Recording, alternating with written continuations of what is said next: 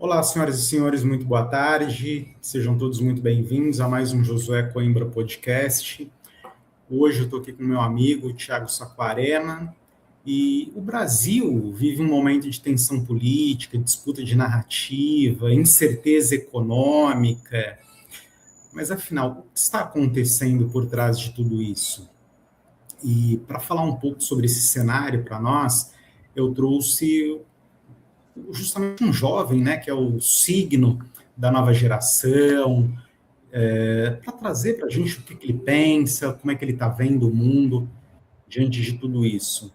Tiago, seja extremamente bem-vindo, o programa é seu, fale o quanto quiser, já pedi uma pizza para entregar aí para você. Bom, boa tarde, Josué, boa tarde a todos que nos acompanham. É um prazer estar aqui, a gente já estava marcando essa conversa há tempos, agora estamos aqui unidos e, bom, para mim é uma honra estar aqui na Gazeta Regional e espero que seja a primeira de muitas vezes, né? Temos aí uma jornada pela frente. No que depender de mim, você pode voltar toda semana. Sim. E me fala uma coisa, antes da gente falar sobre economia, política, quem que é o Thiago fora da internet? Você come, bebe, dorme? Fala Não, um pouco sobre você. geralmente pega um pouco no meu pé, porque eu acho que eu sou um nacionalista meio avesso, assim, porque eu sou o Policarpo Quaresma na minha pessoa virtual, né? Então todo mundo me conhece pelo meu nacionalismo extremo, porque eu sou muito radical. E no meu dia a dia, assim, acho que eu não diverjo tanto dos demais elementos da minha geração também. Eu sou uma pessoa que não sou muito familiarizada com futebol, por exemplo, sou escrutinado, o nacionalista que não sabe de futebol. Eu sou meio chato, não bebo, então não sou muito chegado aí às atividades extra-home, né? Então, fora de casa não é muito a minha praia. A gente até brinca no canal que a gente chama o público, do público Jorge.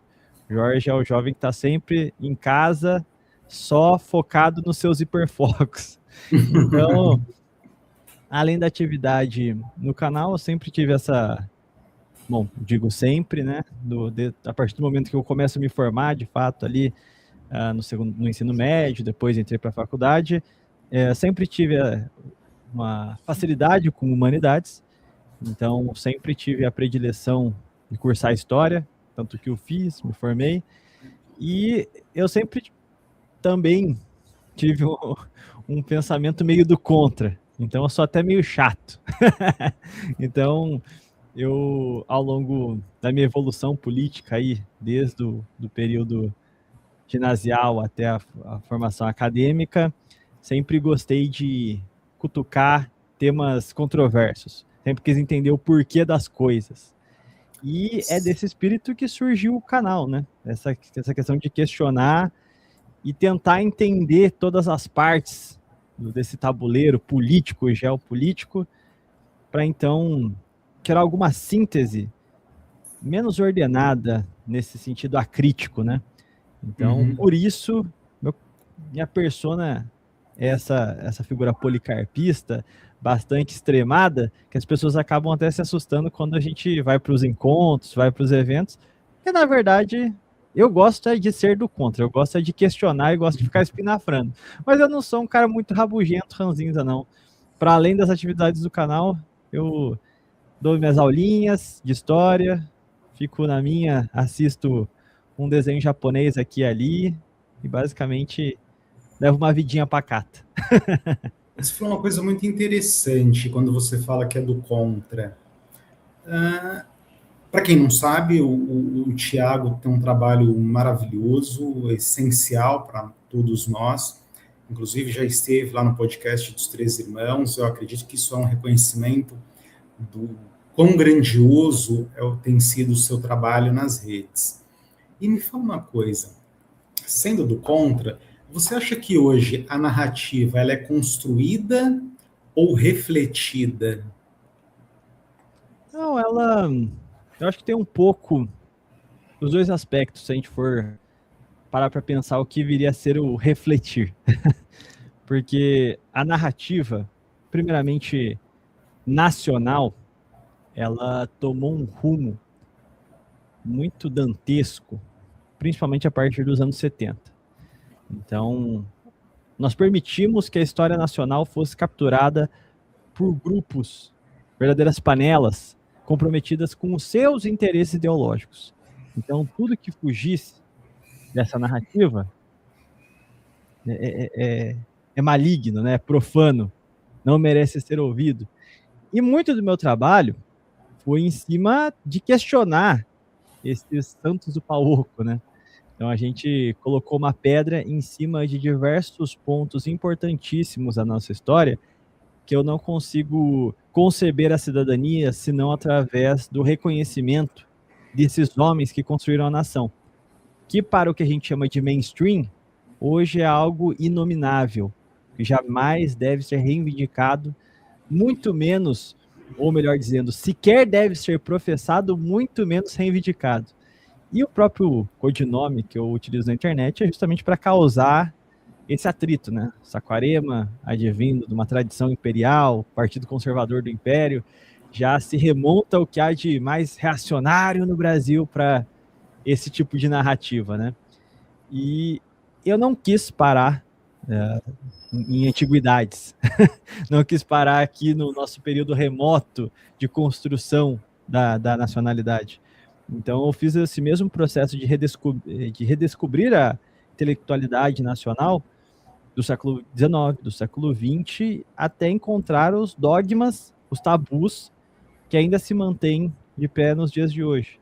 Evidentemente, essa narrativa, esse establishment que se montou no Brasil nos últimos 50 anos, ele ecoa também, em alguma medida a gente pode falar que reflete, uma superestrutura, que aí é uma ordem de caráter transnacional que depende de que nós brasileiros continuemos a rejeitar o nosso passado, que tenhamos nojo dos nossos heróis, que nos rejeitemos quanto cidadãos de um país soberano.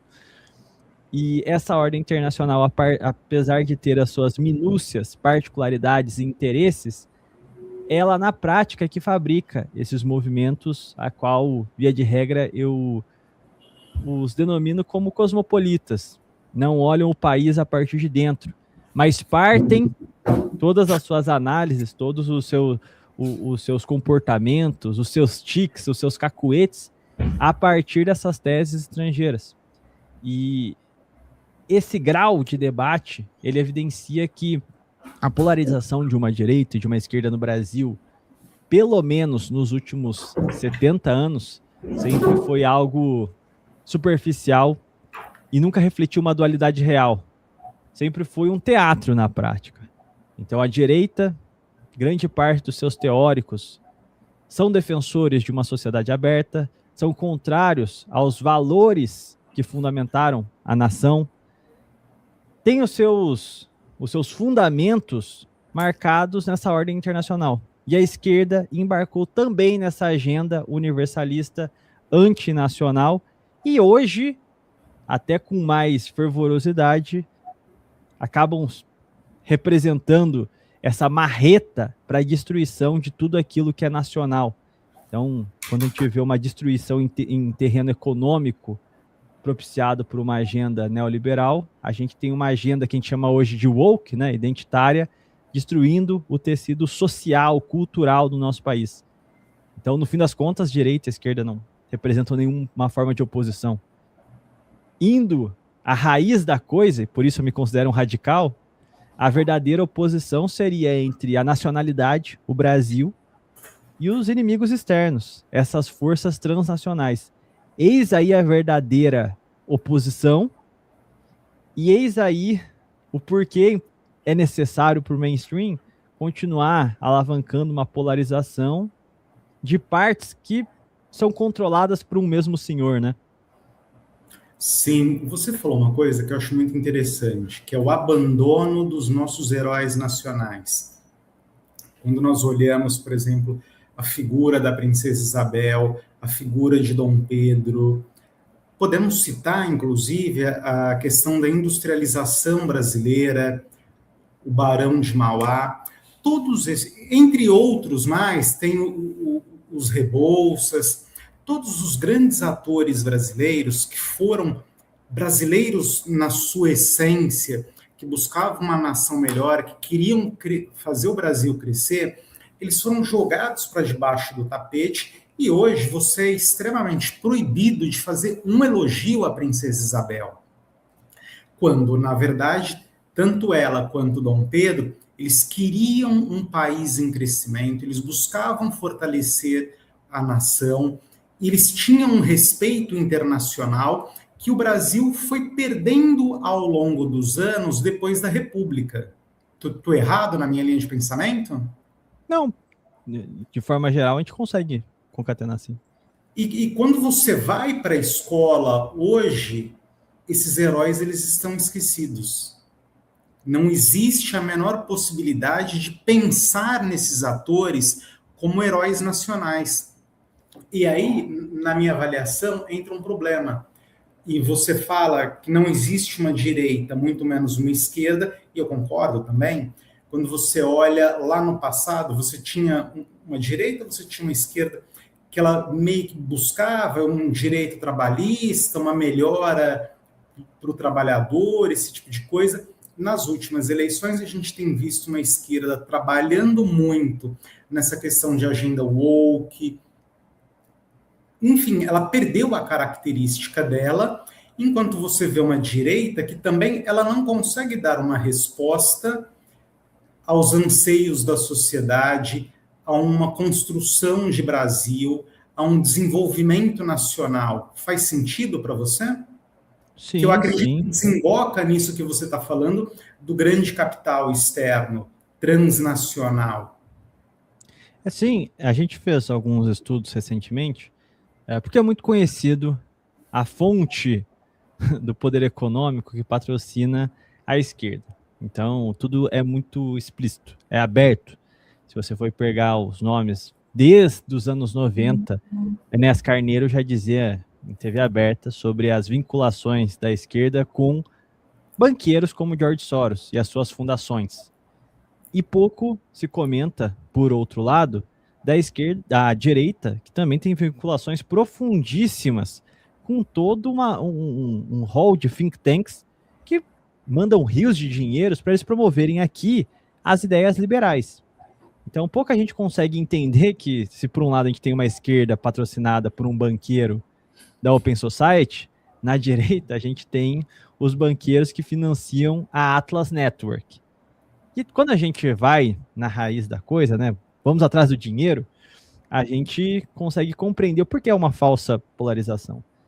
Mas, pegando o gancho do seu comentário, eu diria que a gente tem uma direita que ama o século XIX e destrói a história do Brasil no século XX, e a gente tem uma esquerda que adora o século XX e destrói a história do século XIX.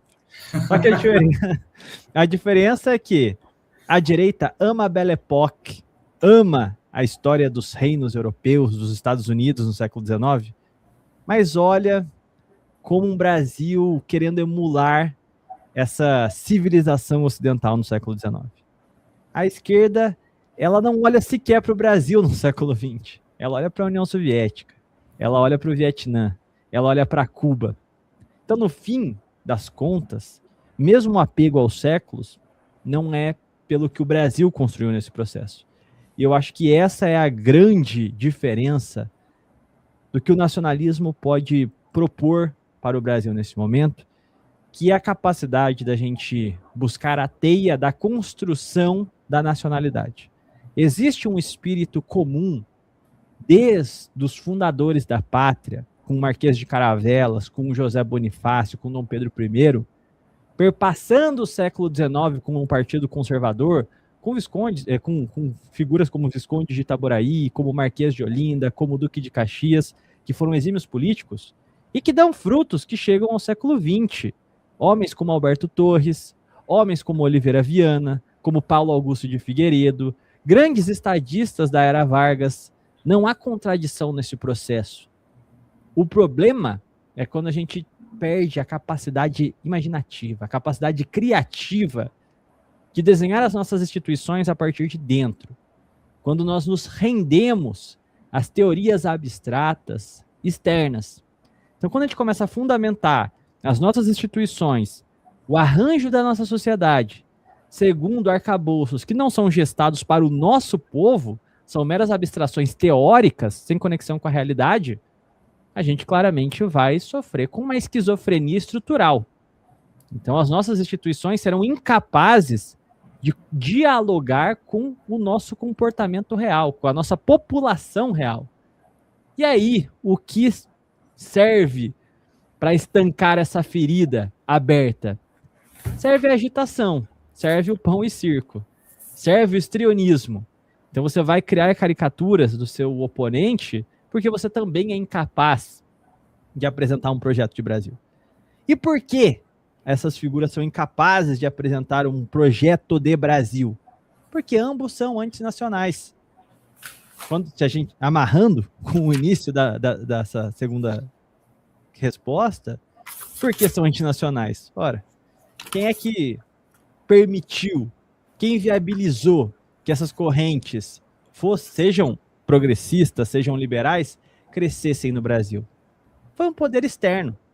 Essas forças crescem à medida que forças estrangeiras, e aí são de influência política, influência econômica, vão crescendo também ao longo da nossa história.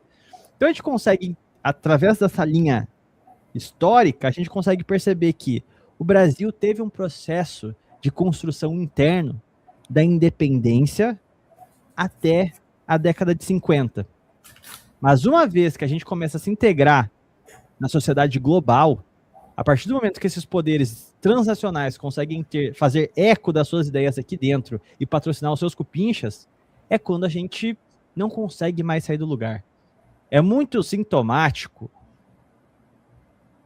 que Vargas, quando voltou democraticamente ao poder, disse que com esse Congresso que está aí, não tem como governar. Isso em 1950. Por que não tem como governar? Uma vez que você tem um poder completamente contrastante, uma desproporcionalidade terrível, como é que você vai fazer um acordo nacional para reger um projeto em torno dos interesses nacionais? Se grande parte da sua oposição tem muito mais financiamento, muito mais meios para lutar ativamente contra os interesses da pátria. O que se coloca em discussão, para que possamos fazer uma síntese, é que de um lado nós temos essas forças que estão sempre elencando a questão democrática, a questão democrática, a questão democrática. E por outro lado, eles não percebem que o que faz um país dar certo é a questão nacional acima de todas as outras. Então, quando a gente olha esse comportamento de sacrificar a questão nacional no altar da democracia, a gente vê o retrato de um país que quer se tornar colônia.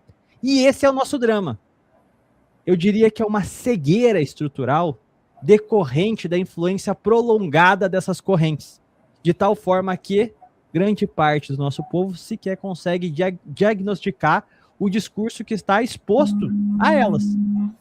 Então, eu creio que o grande problema seja esse. A nossa missão é a de comunicar e conseguir desvelar a realidade diante do povo. Que não existe direita e esquerda. Existe o nacional contra o internacional. Creio que essa seja o nosso dilema contemporâneo. Concordo. E ouvindo o que você estava falando agora e fazendo um link com tudo que a gente falou até agora, não sei se vai fazer sentido para você, mas eu pensei uma coisa. Quando você olha, você teve ali a industrialização brasileira na era Vargas, depois você teve um outro processo de industrialização ao longo do regime militar, e você percebe que quando nós, ali no pós-88, iniciou-se um desmonte do Brasil. O que eu quero dizer com isso? Você tinha empresas como a Gorgel, você tinha a Miura, você tinha a Puma, você tinha Gradiente, você tinha inúmeros bancos dentro do sistema bancário brasileiro. E quando você chega ali no período dos anos 90, com o neoliberalismo, isso tudo foi se perdendo. A chegar no momento em que hoje você tem 2 ou 3 grandes bancos nacionais, a indústria nacional, que tinha ali aproximadamente 35% do PIB nacional, hoje responde por 24% do PIB nacional, e você ainda escuta muita gente falando que o Brasil não pode se... Não dá para falar industrializar ou reindustrializar, mas vamos usar reindustrializar. E muita gente fala que o Brasil não tem condição, capacidade técnica para se reindustrializar e que a gente precisa continuar importando produtos lá de fora, tecnologia lá de fora e exportando commodities. E aí a gente chega num paradoxo onde as pessoas dizem, olha, o Estado ele não pode prestar serviços, o Estado ele tem que fazer o mínimo possível. E aí, assim, Saquarema, eu vou concordar contigo que o Estado não deve se intrometer em distribuição de energia, por exemplo. Tem que dar para o privado, ok? Só que aí eu tenho uma empresa de energia elétrica em São Paulo que já tinha sido privatizada, etc, etc, etc, que aí hoje ela foi vendida por uma empresa estatal italiana, a Enel. Então eu chego à conclusão, a empresa, o Estado não pode participar desse serviço desde que seja o Estado brasileiro. Porque quando é um Estado europeu, não tem o menor problema. Faz sentido isso para você? E a conclusão disso tudo, e o produto final disso tudo que a gente entende hoje é que caminhamos para um país cada vez menos industrializado, cada vez mais marginalizado no cenário internacional, porque quando você olha um país de fora para dentro, ele precisa ter indústria, ele precisa ter capacidade técnica para fazer frente ao cenário político internacional. Não adianta você ser um país bonzinho do carnaval e do samba, sendo que você não consegue produzir um carro para mandar lá para fora. E a indústria automobilística, ela entra dentro disso, porque assim, quando você faz um carro, não é só fazer o carro e colocar na rua. Por trás daquilo tem um enorme parque industrial que trabalha no desenvolvimento, que trabalha no fortalecimento daquelas indústrias, e de repente que você não conseguiu colocar um carro competitivo na rua, mas você conseguiu criar várias indústrias agregadas dentro daquele setor que vai trazer novas tecnologias. Faz sentido isso para você? Sim, sim. Uma das questões principais do que nós assistimos na década de 90 foi o fechamento de cerco. Então a gente consegue diagnosticar, de uma perspectiva nacionalista, um andar paulatino no minar do Brasil. Então a gente passou por um momento onde os centros entraram verdadeiramente em uma crise profunda que os levou à guerra, que foi a Segunda Guerra Mundial. Esse foi um processo em que nações marginais, e aqui a gente consegue destacar Brasil, Argentina e México na América Latina, conseguiram em alguma medida contornar a dependência destes centros econômicos, que projetavam o seu poder político através da sua presença econômica e dos serviços que eles prestavam por aqui.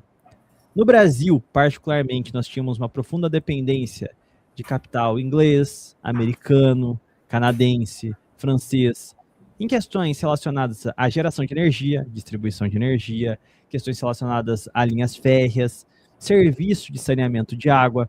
Então, este era o grau de dependência do Brasil no início do século XX.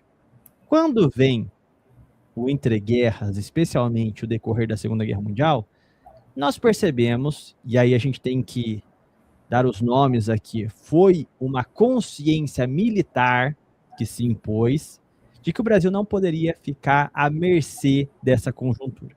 o Brasil necessitava da construção de bases mínimas para que o país pudesse operar independente do cenário de guerra. Essa foi uma preocupação constante ao longo do século XX. Em decorrência desse desespero da dependência, nós apostamos na política de substituição de importações. O que nós percebemos? Que as importações forçavam a nossa balança de pagamentos. Enquanto nós dependêssemos de produtos manufaturados, produtos com valor agregado, nós sempre estaríamos na dependência de exportar muito mais commodities, bem simples. E a gente viveria extorquido pela necessidade de poupança, ou seja, nós iríamos recorrer a empréstimos estrangeiros.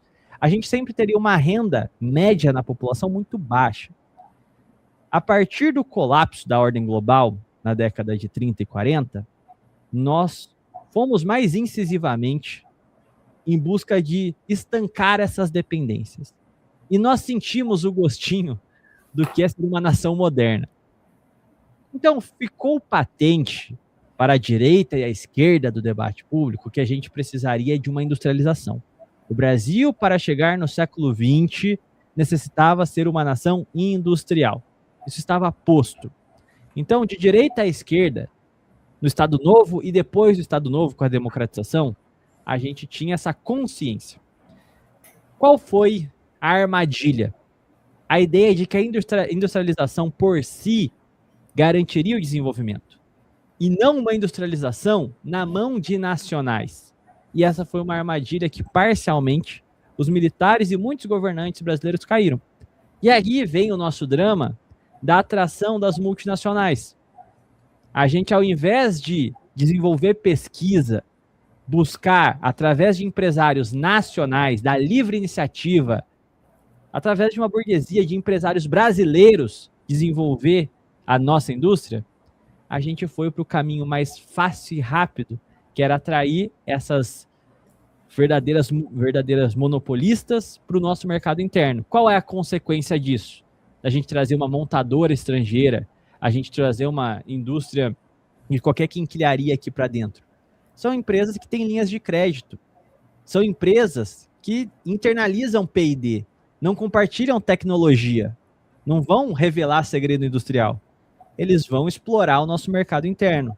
Sendo assim, a gente não só não vai ter as tecnologias que são o cume da industrialização, como nós vamos privar que um brasileiro pudesse as desenvolver. Porque uma vez que uma multinacional está predando o mercado interno, qual é a chance do João aqui da esquina poder competir com uma empresa transnacional? É impossível. Então, aí começa o nosso drama. Só que o processo de parasitagem, ele escalona. Então, o que inicialmente era para produzir aqui dentro e dominar o nosso mercado, uma vez que nós vamos sofrendo com crises cambiais, a gente vai perdendo a centralidade do governo, aí a coisa vai mudando de forma. E aí a gente vai voltando para a República Velha. Então, se nesses anos de 30 a 80, o Estado, a trancos e barrancos, fez concessões a multinacionais, mas se manteve firme e sério em outras questões fundamentais, como foi a criação da Petrobras, como foi a criação da Vale do Rio Doce, como foi no regime militar, por exemplo, o estímulo e a criação de condições básicas para a gente poder ver o surgimento de uma Embraer, de uma Avibras, de uma Ingesa, de uma Gurgel. Para a gente, aqui em São José dos Campos também era muito forte, por exemplo, o setor de TVs a cabo, né, sinais de satélite, a gente tinha a Texat, a gente tinha campeões nacionais em todos os setores.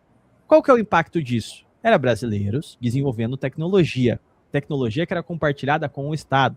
Nós tínhamos domínio sobre essa pesquisa e desenvolvimento.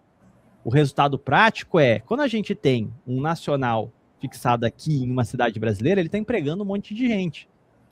Ele está trazendo know-how tecnológico para nós. Agora, quando vem a crise dos 80, a ideia qual é? que o Estado não pode intervir na economia. A inflação advinda dos choques do petróleo, advinda de um choque de juros externos, era interpretado pelos nossos liberais com uma certa falta de vergonha na cara do nosso Estado que gastava demais. Quando o Estado, quando contraiu dívidas, as contraiu a juros em 2%, 3% ao ano. As contraiu para investir em infraestrutura e investimentos produtivos, estratégicos. Não foi para fazer politicagem. E aí se cria essa caricatura que o Estado por si cria deformidades.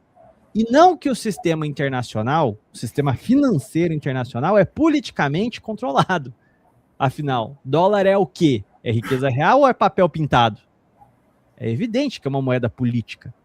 Então, a inflação de custos passa a ser interpretada como uma ingerência do Estado brasileiro, que era o fiel da balança, que num cenário de conturbação internacional, era quem garantia a centralidade dos projetos permanentes, ou seja, os aportes na Petrobras, a modernização dos nossos estaleiros, uma política inteligente relacionada aos nossos minerais estratégicos, investimentos em setores sensíveis, como, por exemplo, nossa indústria de informática, que apesar do uso comercial não ter alcançado patamares sofisticados, os nossos projetos voltados à área militar e governamental estavam à frente, mesmo de países europeus. Então, sob um olhar estratégico, foi um projeto importantíssimo. Isso para não falar de tecnologias completamente inovadoras, disruptivas, como o pró-álcool. O nosso motor a álcool foi uma inovação tremenda num contexto de crise generalizada por conta dos choques do petróleo. Quando nós temos uma narrativa que diz que o problema é o Estado na economia e não esses gargalos estruturais, o que acontece é que a gente passa a atacar a última instância que ainda deixava o Brasil nos trilhos. E aí a desilusão é completa. A partir daí, nós entramos na nossa nova velha república, que é essa sexta república. Então, sucinta, fechando o raciocínio, para que a gente dê continuidade à nossa conversa, o que vem a ser essa nova velha república? É a reprivatização de setores fundamentais para a gente pensar no futuro.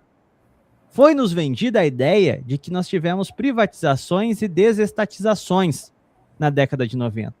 Mas o que houve foi uma internacionalização. Não dá para falar que é uma desestatização, porque como o Josué apontou, setores que antes eram públicos do Brasil foram privatizados para estatais estrangeiras. Então nunca foi sobre estar na mão do Estado ou da iniciativa privada. Sempre foi um jogo político.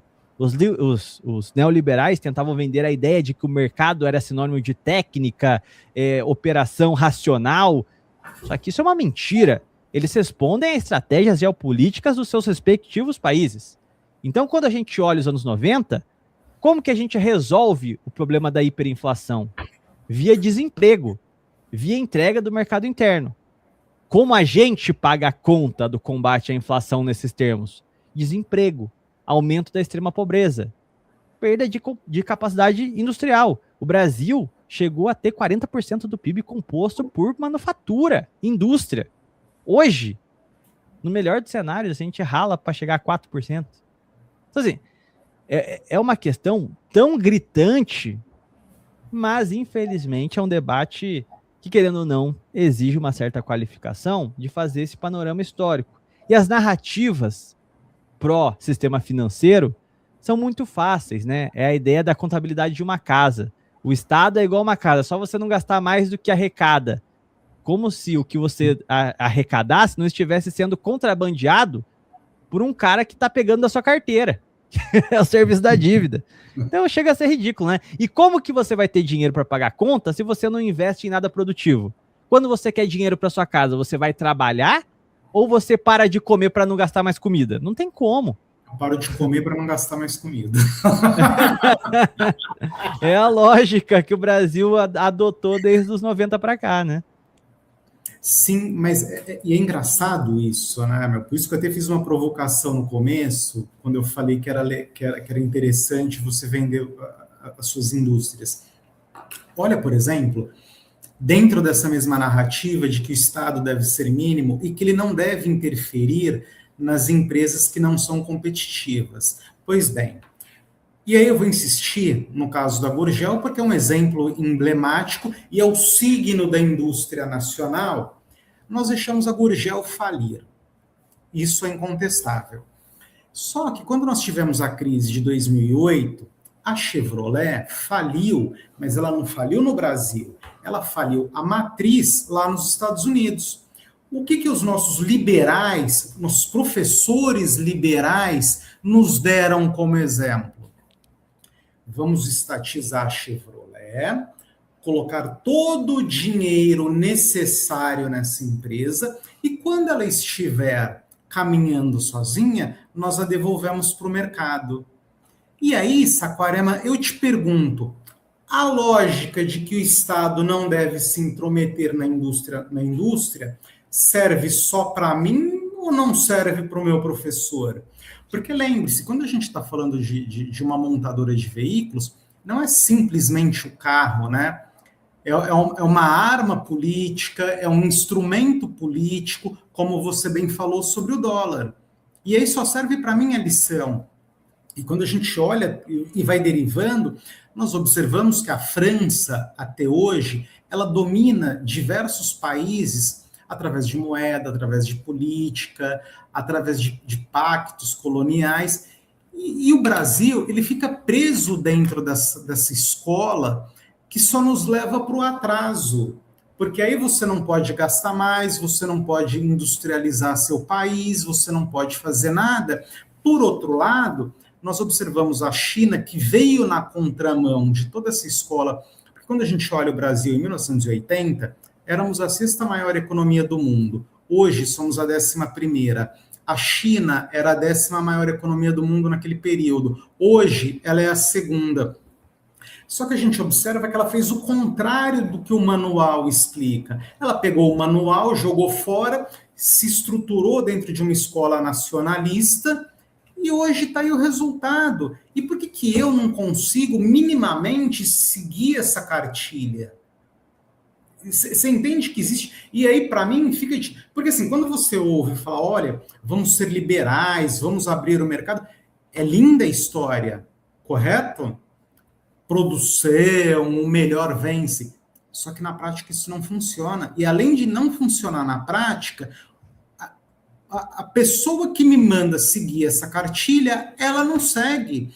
Porque, de novo, você vai à Europa, você tem França, que tem participação na indústria automobilística, você tem a Alemanha, que também tem participação na indústria automobilística, você tem a Itália, que tem participação na indústria de geração e distribuição de energia. Você vai a Nova York, e aí tem uma coisa que eu acho um absurdo, que eu sempre falo, se você entra no metrô aqui em São Paulo, ou na linha vermelha, ou na linha azul, ou no trem que vai lá para o Alto Tietê, se o seu lanche cai no chão, você pega e come porque de tão limpo que é o metrô, que é público. E aí quando você vai a Nova York, o metrô dos caras é horroroso, é sujo, é mal iluminado, é uma bagunça. E as pessoas não conseguem ter essa noção de que eu estou me matando. Eu sei que eu falei muito. Não. Então, eu acho que assim, a partir dessa perspectiva, a gente precisa ampliar o diagnóstico, ou melhor dizendo, não sei nem se é ampliar ou se é voltar para a base. Porque a gente cai num debate que nos é imposto, da gente já partir de pressuposto de que a iniciativa privada e o Estado são opostos. Quando a gente nunca vê isso na história dos países que deram certo, Exato. As nações que resolveram riscar uma linha separando Estado e mercado, ora, morreram na praia. Porque o Estado não tem a competência e o dinamismo para determinados campos e a iniciativa privada não tem a capacidade de planejamento, principalmente para uma economia que é cada vez mais complexa e depende de pesquisas de longo prazo. Então não existe, né, um ou outro, o mercado funcionaria 1000 vezes melhor sem o Estado. O que o mercado teria dado para a humanidade se não fosse as pesquisas que o Estado promoveu, por exemplo, na área dos computadores, na área dos celulares, a internet, pô, tudo que a gente olha que é tecnologia sensível, o mercado teve um papel fundamental que é de distribuição. E o Estado... É a Apple que faz a tecnologia, tá? Aquela história de que o cara na garagem conseguiu... Pelo amor de Deus, né? Essa aí é a carochinha dos nossos tempos. Mas uma coisa que eu acho fundamental que a gente deve observar, principalmente na relação entre os países, e às vezes nem sempre entre os países, mas na sombra das suas relações, é a questão da dívida. Em toda a escola econômica clássica, que a gente pode chamar aqui de produtivista, e aí mesmo os clássicos do liberalismo, por exemplo, o Adam Smith, ele fazia uma distinção clara entre renda econômica, que é o que se extrai de finanças, e política produtiva real. Então, quando a gente fala que, olha, um sujeito emprestou R$100 e ganhou 10 de juros, ele não está sendo lucrativo, ele não está produzindo algo, ele está extraindo renda da economia produtiva. Alguém teve que suar, trabalhar e criar alguma coisa realmente para que esses R$10 surgissem do 100. Ele apenas extraiu isso. Toda a escola produtivista sempre estabeleceu os custos sociais da extração de renda. A grande revolução, que a gente pode chamar de marginalista dos 70 e 80, nesse contexto que a gente falou sobre a desestruturação dos mercados globais, a partir do fim de Bretton Woods, isso é, o dólar não é mais promessa de ouro. Dólar se torna papel pintado. Estados Unidos lida com a expansão monetária como eles preferirem. Eles importam bens reais e exportam papel moeda, papel pintado. A partir desse momento, o que essa revolução marginalista faz? Ela causa um caos contábil. Ela passa a colocar toda a forma de extração como ganho, como lucro.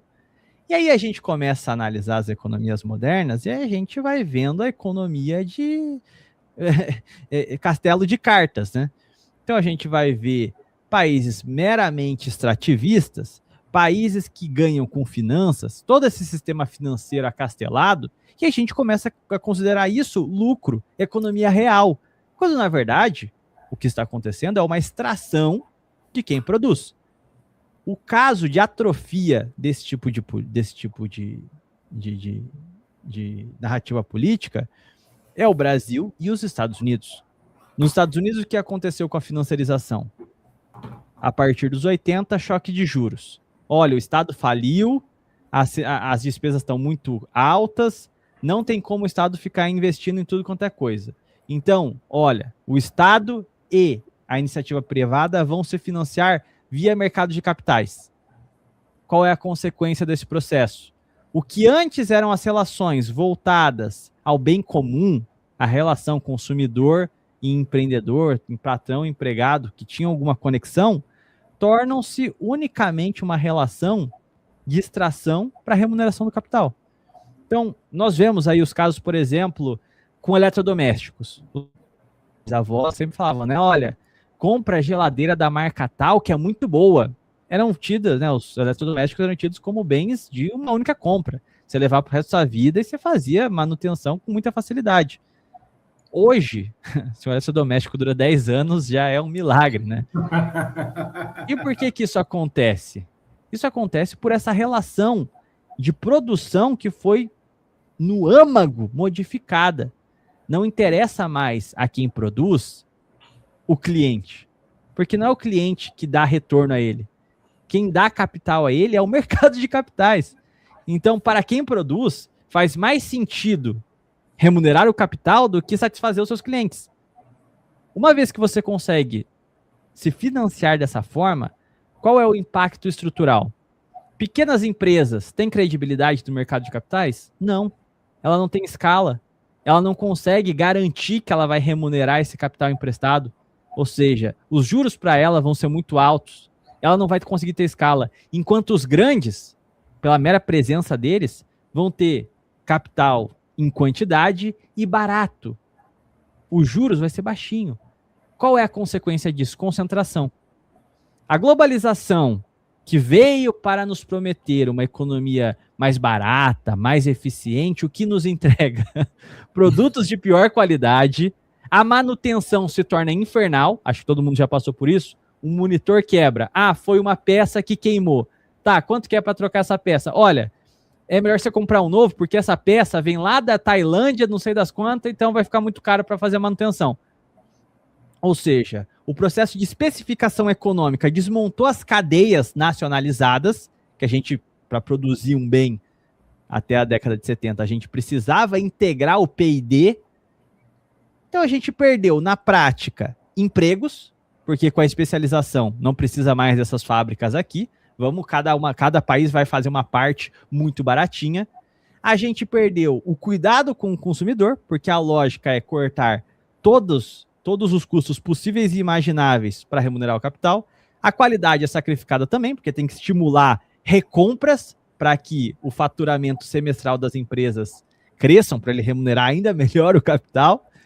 E na ponta, e aí é quem realmente paga o pato, é a população comum. Por que a gente não tem mais ganhos salariais? Você pega a estatística de ganho de produtividade, ganho salarial, bate os anos 70, elas se deslocam uma da outra. O que isso significa? Que todo ganho de produtividade que nós tivemos nos últimos 50 anos, que não foi pouco, não foi revertido para os trabalhadores, nem em salário, nem em desconto de horas de trabalho diárias. Foi para remunerar o capital. Todo esse ganho foi para o mercado financeiro. E a gente olha os últimos 50 anos, qual é o setor que mais cresceu nos Estados Unidos e nos países ocidentais? É a BlackRock, é a Vanguard, é os grandes centros financeiros e os bancões, que têm cada vez mais capacidade de concentrar esse capital. A ponto de que, hoje, esses centros têm mais poder econômico do que os próprios estados. A gente está vendo nos Estados Unidos, esses fundos, junto com o Silicon Valley, o Vale do Silício, querendo levantar uma infraestrutura de geração de energia maior do que o Estado americano seria capaz de levantar. Qual é a última grande obra que os americanos fizeram? A gente nem lembra. Agora, se a gente for ver o que esse lobby do sistema financeiro mais Vale do Silício fizeram nos últimos 20 anos, é assustador. Então, o que a gente está vendo? Não é um fenômeno estranho. A partir dessa pequena mudança de desconsiderar a extração de renda econômica e chamar essa extração de lucro, ou seja, legitimar toda a rapinagem, toda a parasitagem sobre a economia real, a gente consolidou, e eu digo as elites financeiras, consolidou um novo mundo altamente tecnocrático. O poder desses centros financeiros se sobrepõe à soberania dos estados. O que eu faço em comparação no meu canal, em outros momentos, é enfatizar que lá atrás, quando nós tivemos as revoluções burguesas, a ascensão do iluminismo, ou minto, até antes, né, o Estado moderno, mesmo com o absolutismo, que foi a burguesia se une ao monarca para debelar a nobreza, que atrapalhava o livre comércio a partir dos seus privilégios aristocráticos. Então, a aliança do rei absolutista com a burguesia trouxe o Estado moderno. Em um segundo momento, e aí sim com o iluminismo, quando a burguesia estava suficientemente forte, o que ela fez? República. Não precisamos mais desse rei absolutista. Agora estamos de tal forma estabelecidos que o sistema será nosso. E daí nasce a democracia liberal, as repúblicas. O que nós estamos assistindo hoje? Nós vimos, devido aos saltos tecnológicos, ao longo do século XIX e XX, a necessidade do Estado como órgão central para gerenciar uma burocracia extremamente complexa para termos o resultado tecnológico do que nós usufruímos hoje. E aí a gente já falou os casos, né? A internet, os aparelhos telefônicos, toda a tecnologia que nós temos. Só que hoje, a burguesia que se aliou marginalmente aos estados para desenvolver esses projetos nos países centrais se acham de tal forma acima da tutela do Estado que eles propõem um novo iluminismo. Um iluminismo que não fala mais em soberania do povo. fala em reconhecimento facial, em cadastrar a biometria de todo mundo, controle total sobre, a partir dos nossos meios eletrônicos que nós temos em mãos. Então a gente está vendo uma espécie de tecnoliberalismo, um tecno-iluminismo que vai substituir a liberal democracia pela liberal autocracia, o poder desse capital sobre outras nações através do poder econômico, através da dívida e da dependência. É isso que está em jogo na geopolítica do século XXI. A política da dívida. É, a política da usura. Mas você sabe, eu acho engraçado isso, porque quando você fala da política da dívida, da perda da soberania, e aí eu vou voltar numa questão que a gente falou, lá atrás, nos anos 90, teve essa coisa do liberalismo, etc, etc, etc. E hoje eu já conversei com muitas pessoas o que essas pessoas me deram de devolutiva? Quando eu levava para elas essa ansiedade, essa necessidade de que o Brasil precisa... Porque hoje você tem basicamente um lado os Estados Unidos, do outro lado você tem a China. Então, o cara vira... Não, porque os Estados Unidos são horrorosos, eles não prestam, eles não servem. Concordo. E o que você faz com a China? Não, olha, a China é meu principal parceiro e eu preciso manter essa relação com ele porque ele é importante para mim. Aí eu questionei a pessoa. Eu falei, então, mas só que assim, você está vendendo para ele commodities, produtos de baixo valor agregado, e está comprando carro elétrico, está comprando celular, está comprando computador, está comprando tecnologia. Eles estão trazendo produtos altamente com alto valor agregado, enquanto isso você dá para ele riquezas naturais.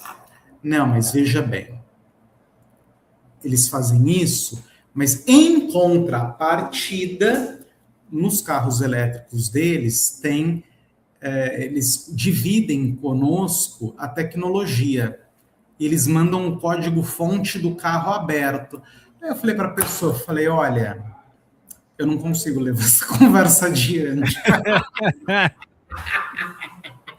Não, sabe por quê? Porque, assim, o que ele deu... Quando o carro elétrico vem para cá, ele deixa você mexer no carro para fazer a configuração, etc.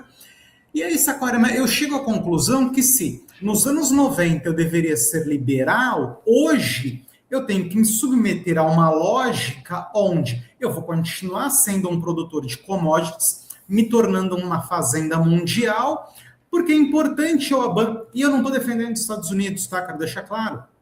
Porque assim, eu não posso me aliar aos Estados Unidos, então eu vou me ancorar no cara que está me vendendo uma série de produtos com alta tecnologia, não me dá nada em troca, e eu vendo tudo para ele. Poxa, aí não... Você entende que está tendo essa nova subversão no pensamento das pessoas? Sim, e eu acho que há um profundo desconhecimento sobre os nossos tempos quando alguém pensa que por você estar criticando a ideia desse livre comércio global, você estaria se aliando aos Estados Unidos, quando nos nossos tempos, os maiores defensores do livre comércio global é a China. Então, se você vai criticar as nossas relações históricas com os Estados Unidos, por uma razão de congruência, você já tem que estar preparado para chegar à conclusão de que as nossas relações com a China também precisam ser revistas. Porque a forma como nós estávamos submetidos às nações ocidentais no século XIX e ao longo do século XX é a forma como nós estamos nutrindo as nossas relações com a China. Não, só um parênteses. Eu falei com uma pessoa, você deve estar sabendo que foi cobrado lá um imposto, uma taxa de 55% na carne brasileira. Uhum. Uma pessoa me falou que essa taxa voltava para o Brasil. Eu desisti. Não, eu desisti, Saquarema, sabe? Porque você tem uma nação que tem de tudo para ser...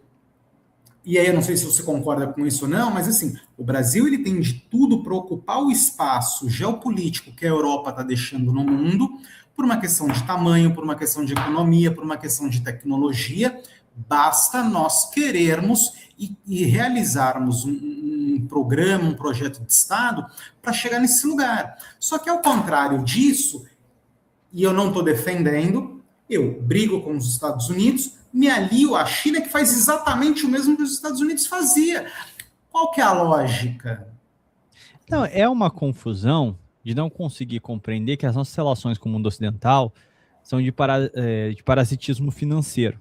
Então a gente vai, lógico, a gente está aqui ocupado com multinacionais, a gente tem aí uma lei de royalties completamente insana, a gente tem uma lei de patentes completamente inadequada, que, bom, se a gente quiser retomar o desenvolvimento, primeiramente vai ser investimentos em produção de energia e rever esse monte de lei, e aí vai para a lei mata presidente, que é a lei de controle das remessas de lucro, né?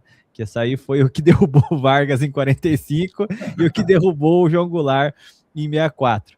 Mas são discussões prementes para alguém que quer falar sobre política industrial. Só que não é porque hoje esses países nos dominam financeiramente, no passado foi por vias de dependência por conta das relações do Brasil ser um país agroexportador e eles no passado terem sido as fábricas do mundo, que outro país não pode ocupar essa função de fábrica do mundo. E se o Brasil está numa posição subordinada, qual é a relação que o Brasil vai ter com a fábrica do mundo, independente onde ela esteja alocada? Ué, vai ser de abastecer com os nossos bens naturais, com o nosso manganês, com a nossa bauxita, com o nosso minério de ferro. Então não importa se é a China ou se é a Inglaterra, se é os Estados Unidos. É evidente que há algumas questões que precisam ser levadas em consideração em relação à China, quanto à capacidade de financiamento, de crédito, em relações mais vantajosas em contraste com o Ocidente. Mas isso é irrelevante se nós não temos um Estado forte, com um projeto que tem o mínimo de continuidade, que a gente tem uma política clara de desenvolvimento no longo prazo. Porque senão, essa oferta vantajosa de crédito pode ser só mais uma armadilha financeira para um país que sequer vai orientar esse dinheiro para algum projeto minimamente relevante. Então, assim, essa armadilha também é perigosa. Eu vejo a China hoje como nós encarávamos os Estados Unidos na década de 40.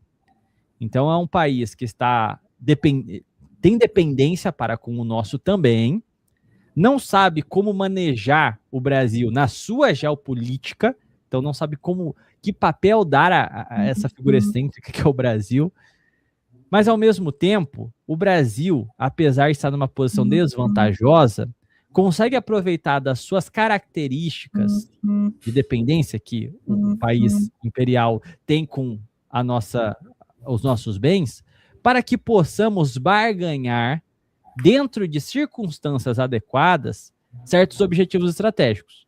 O exemplo maior disso, por exemplo, é a fundação da CSN no acordo do Vargas com os Estados Unidos.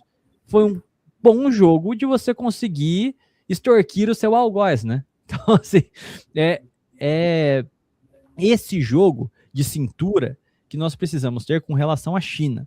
Se nós formos para um enfrentamento contra a sociedade aberta, e aí esse seria o primeiro movimento político interno a se tomar, sendo assim a gente desafiar essas estruturas que fazem a manutenção do status quo.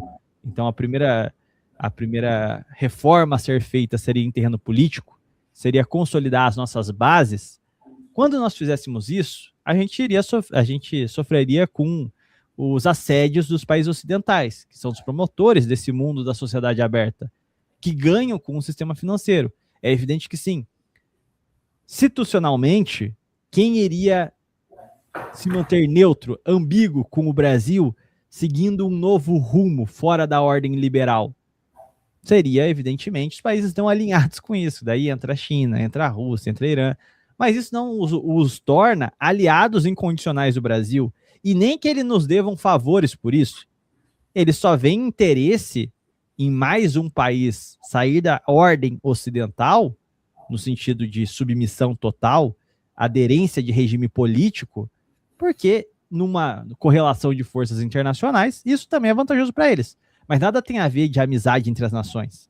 Então o Brasil precisa fazer um rompimento com esses dogmas postos pela civilização ocidental? Precisa.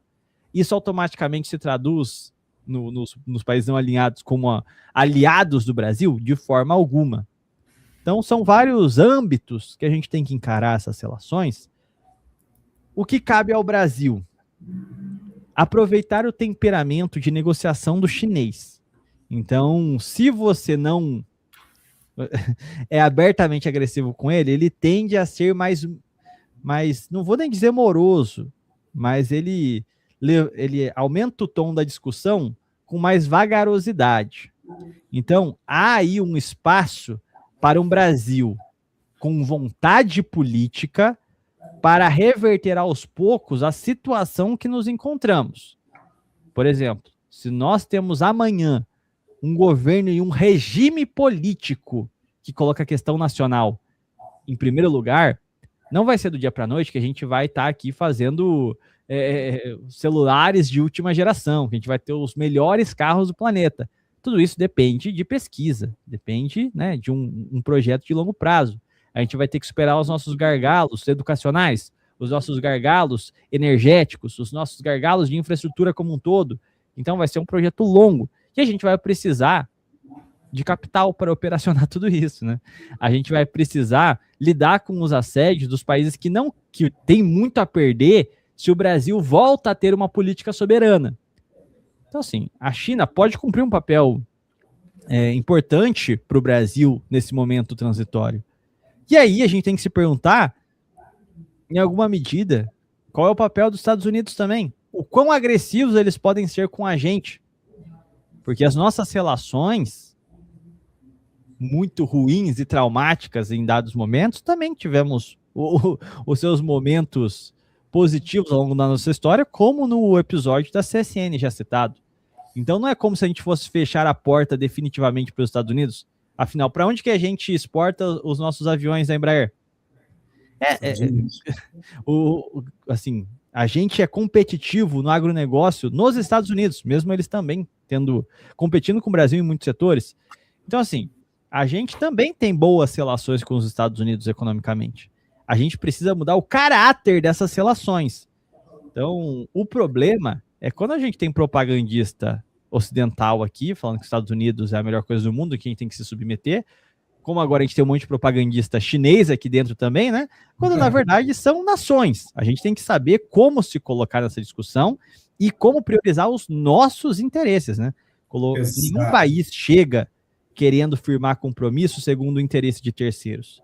Toda nação que se preze vai à mesa pensando nos seus interesses nacionais, com realismo, com pragmatismo, sem o fanismo maluco, mas também longe de querer ir com essa postura avassalada e amalucada, como se o destino do Brasil dependesse de nação X ou Y, né? Isso não tem como aceitar. Super concordo, Thiago. Eu não sou corolário de romper com os Estados Unidos, muito menos com a China. No entanto, eu entendo que nós devemos chegar e nos colocarmos na mesa como uma nova opção, sabe? Como um participante importante, sabe? Levar algo novo à mesa, levar a nossa tecnologia, levar o nosso produto, levar o Brasil, de fato, à mesa. Porque senão, ou eu estou com uma coleira de um lado, ou eu estou do outro lado. E no final, eu vivo servindo. Faz sentido isso para você? O nacionalismo acaba ficando de lado. Sim, sim. E dentro da nossa história, é importante a gente também aprender com o passado. Na década de 30 e 40, durante a Era Vargas, nós tivemos uma participação externa muito, como que eu posso dizer assim, discreta, porque nós tínhamos problemas internos gigantescos. O Vargas ele teve que planejar a Eletrobras porque ele sofria com gargalos de eletricidade, porque, bom, não tinha uma estatal que conseguisse suprir as necessidades dos nossos industriais.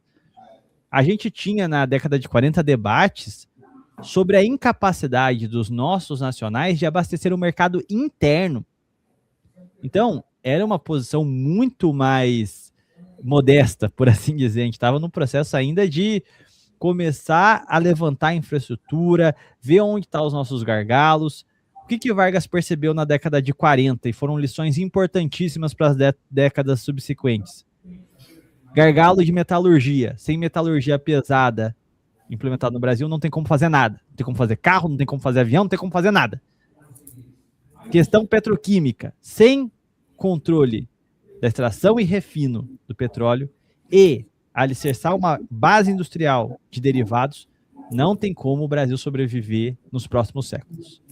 Terceiro ponto fundamental, gargalo de energia. O Brasil não conseguia produzir o que a nossa capacidade, já ainda pequena, demandava. Então era fundamental a criação dessas 3 empresas-chave, que seriam a nossa espinha dorsal, né? A CSN, a Petrobras e a Eletrobras. Sem elas, o Brasil ainda estaria no Paleolítico. Sim. O que os militares aprenderam com isso? Bom, legaram essas conquistas e a aprofundaram. Deram escala para isso. E a partir dos grandes projetos de infraestrutura dos militares, aportes, modernizações, internalização de P&D, de pesquisa e desenvolvimento, a gente conseguiu não só abastecer o nosso mercado interno, como ganhar projeção internacional. E a diplomacia do regime militar deve ser estudada com muita atenção, porque ali reside lições fundamentais. Quando nós vemos a posição do Brasil na Conferência do Clima, batendo de frente com as nações centrais pelo direito ao desenvolvimento, aquilo ali é uma lição para nós hoje, que nos colocamos numa posição prostrada. Colocamos o meio ambiente acima das condições de vida no nosso país. Mas mais do que isso, o Ministério das Relações Exteriores tinha uma relação umbilical com os nossos industriais, com a CNI, com a Fiesp. Por quê? Bom, nós não éramos a principal indústria do mundo. Longe disso. Nós estávamos indo bem, mas é evidente que tinham países mais competitivos. Mas o Ministério das Relações Exteriores ia aos países do leste europeu, ao Oriente Médio, aos países africanos e fechava acordos para a promoção dos produtos brasileiros. Pelé foi o garoto propaganda número 1 de Angola e Moçambique na década de 80. Cara, a gente teve uma política africanista ativa durante o regime militar. A gente competia em setores nichados, por vezes, como o setor militar, por exemplo. A Engesa teve performance com o nosso tanque Osório melhor do que os tanques ingleses, franceses e americanos. Então, a mesma ideia de comércio entre as nações nem sempre é balizado pela lógica de custo-benefício, de quem faz o melhor produto e o mais barato leva. Não é só isso. A política também se impõe, para o bem e para o mal.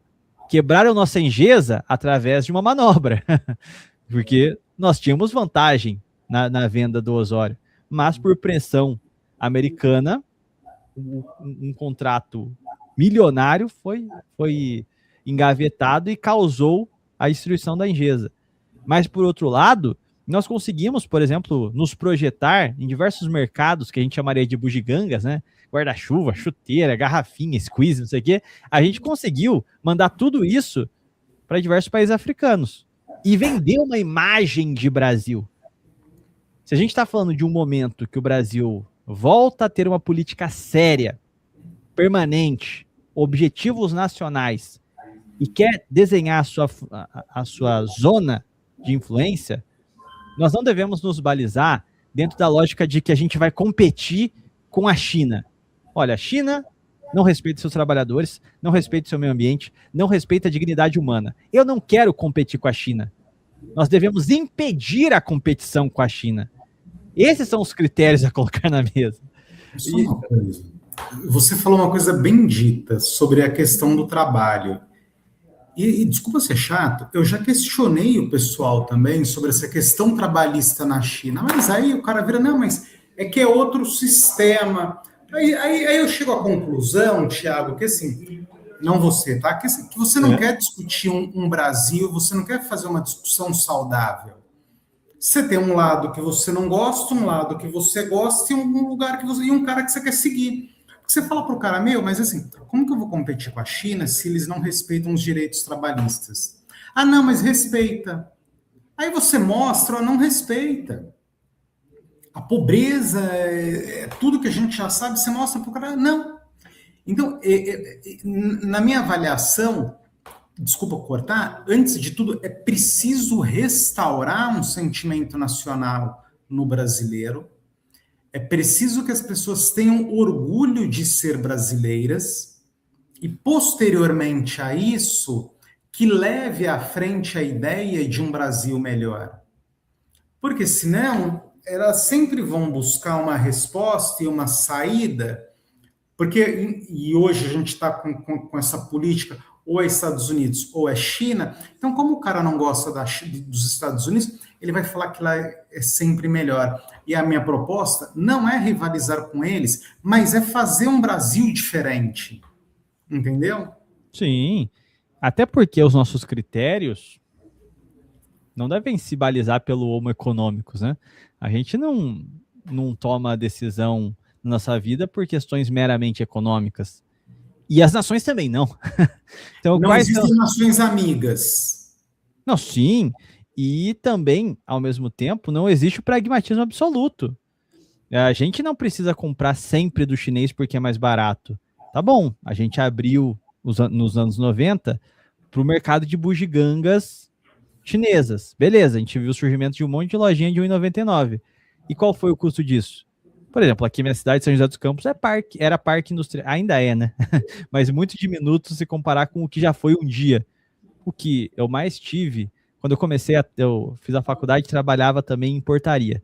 Então eu mudava, às vezes, de posto, começava a falar com outros senhorzinhos que já eram há muito tempo porteiro, essas coisas assim, falei, o que o senhor já trabalhou, tudo? O que você mais vê é pessoal que é frentista, que é porteiro, que é não sei o quê. São pessoas que muitas vezes estudaram até a quarta série, fizeram a vida numa indústria, e quando veio os anos 90, essas indústrias fecharam. Você não tem mais uma Alpargata, você não tem mais uma Kodak. Tudo isso, o impacto disso para você pagar o preço baratinho na loja de R$1,99 é você desempregar um pai de família.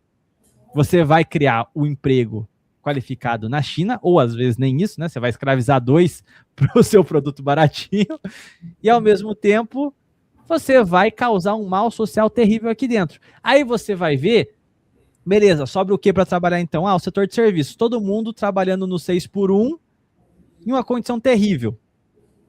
Ora, então, vale mesmo a pena esse baratinho não sair caro no fim das contas, no acumular de décadas? E aí vem o ponto central, que é o que eu quero enfatizar, do trabalho que a gente vai fazer com a juventude. Que futuro que você espera ter com um país que vive do setor de serviços nos grandes centros urbanos? Você não tem perspectiva de vida porque não tem para onde crescer. O país está estagnado. E pior do que estar estagnado, talvez ele esteja em franco processo de degeneração, de atrofia.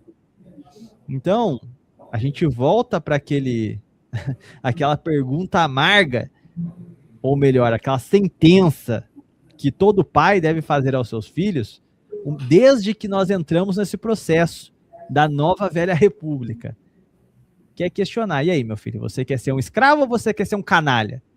Então, é isso que a gente está resguardando para as nossas futuras gerações. Então, assim, essa dicotomia, ela é falsa, e o Brasil, uma vez estabelecido quanto um polo autônomo, soberano, ele deve buscar contornar a competição com a China, não competir com ela. Isso vale também para os países ocidentais.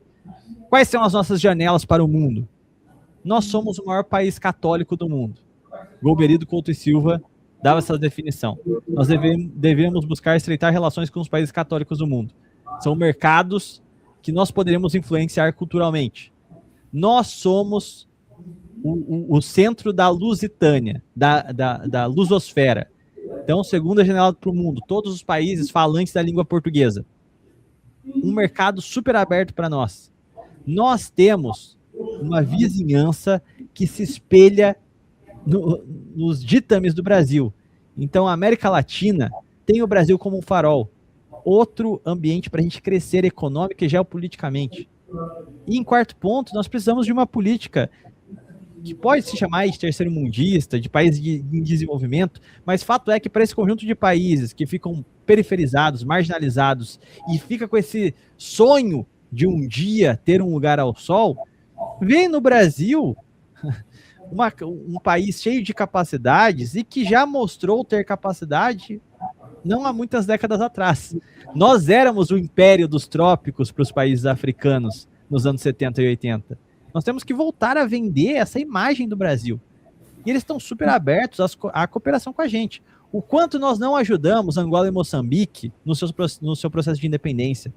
Nós fizemos programas de bolsas de estudos para cá, fizemos programas de infraestrutura, levamos a Petrobras para a região, nós levamos as nossas construtoras para ajudar a vencer gargalos que eram intransponíveis para países recém-nascidos. Então a gente, através de uma política de uma mão lava a outra, podemos, sem o imperialismo tacanho, arrogante, ganancioso, mas ao mesmo tempo levando a projeção do Brasil, ajudar as duas vias, numa via de duas mãos, né? Tanto o Brasil quanto esses países também. Então nós temos que voltar a pensar essas janelas que nós temos para o mundo, para a gente, pelo menos, reivindicar o direito de sonhar de novo, né? Que basicamente é o que a Sexta República nos tirou. E me fala uma coisa, última questão. É que a gente vai conversando, vão surgindo novas perguntas e dá vontade de não parar nunca. Mas como você vê o Brasil nos próximos 5 anos? Eu sei que é uma pergunta muito difícil. Cara, eu não sei se é muito difícil ou muito fácil. Sempre fica essa questão. Eu olho 5 anos atrás, para mim parece impensável acreditar que as coisas chegariam onde estão. Então, se você olha para 10 anos atrás, o Brasil era outro.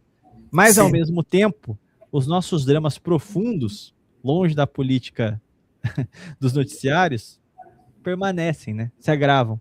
Então, de tal forma, nos últimos 40 anos, a gente preserva os mesmos problemas em termos de política doméstica, se tem reviravoltas inacreditáveis.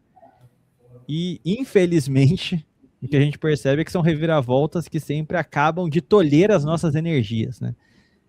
Bom, mas o que eu observo diante do cenário, não só nacional, mas internacional também, está cada vez mais patente que esse discurso que se impõe como um dogma, essa cátedra que nós estamos submetidos, da sociedade aberta, dos valores liberais acima de todos os outros, de que o pragmatismo é uma espécie de vilania, tudo isso está caindo por terra. Cada vez fica mais evidente, principalmente pela inversão de papéis da China e dos Estados Unidos, o país que era, né, a nação que representava o capital e o livre mercado, agora é um governo imperialista que prioriza os seus interesses nacionais. E o país que era o comunista, o terceiro mundista, não sei o quê, hoje é uma potência econômica que prega o livre mercado. Então, esse tipo de inversão de papéis escancara a hipocrisia e mostra, mesmo para o brasileiro mais alienado em termos de geopolítica, que as coisas estão mudando e todo o discurso que nós vimos desde a Guerra Fria era tudo bravata. No fim do dia, o que interessa são os interesses dos estados. Outro movimento correlato que eu vejo também em ascensão, principalmente na juventude, é uma certa superação do niilismo. Então, inicialmente, você se sente um pouco cabisbaixo por não ver futuro.